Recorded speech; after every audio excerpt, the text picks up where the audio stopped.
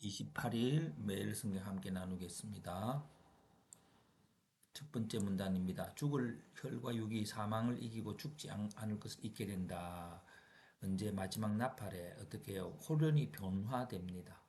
그래서 혈과 육은 하나님 나라를 이어받지 못하지만 썩는 것은 썩지 않을 것을 유업으로 받지 못하지만 그렇습니다. 죽은 자들이 썩지 않을 것으로 다시 살며 썩지 않을 것으로 변화됩니다. 그래서 결국 우리 육체는 요 부분을 이렇게 하는 것도 좋을 것 같습니다. 이게 죽은 자들이 썩지 않을 것으로 다시 산다고 하는 것을 설명하면서 이 변화 가운데 혈과 육이 그대로 썩지 않은 것으로 변하지 않는 것이죠. 그래서 변화할 수 있는 하나님의 임재의 나팔이 있어야 하는 것이죠. 두 번째, 사망이 쏘는 것은 없어질 것입니다. 근데 사망은 어떻게 오느냐? 율법을 통해서 죄가 발생하고 죄로 말미암아 사망이 임한다라는 것을 바울은 설명합니다. 그렇다면 우리가 이 사망과의 싸움을 어떻게 할 건가? 율법으로 일어난 죄의 권능을 덮게 하시는 그 은혜가 바로 우리가 싸워야 할 믿음이죠. 너희는 주의 일에 힘쓰는 자들이 되어야 되는데 그 주 안에서 너희 수고가 주 안에 헛되지 않을 것입니다.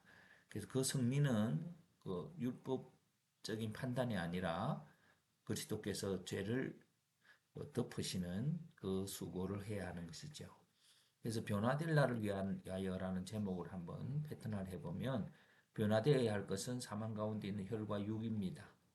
율법의 권능으로 역사에서 사망이 있게 되는 혈과 육입니다. 변화의 가정 예수님이신데 부활하신 예수 그리스도이십니다. 썩지 않을 것으로 나타난 예수님인데 어떻게 하면 썩지 않을 수 있을까요? 사망 권세를 이기게 될까요?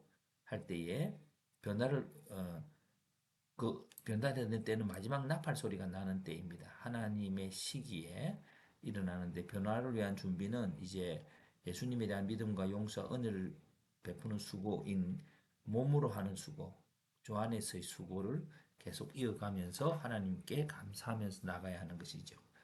이 부분에 있어서 우리가 해석이 필요한 것은 나팔 소리가 하나님의 임재를 상징하는 것입니다. 왕을 세울 때나 군대가 움직일 때나 또 하나님의 특별한 임재에 있을 때에 나팔을 붑니다. 그래서 그리스도를 심는다는 것은 그리스도의 믿음으로 사는 삶을 그리스도를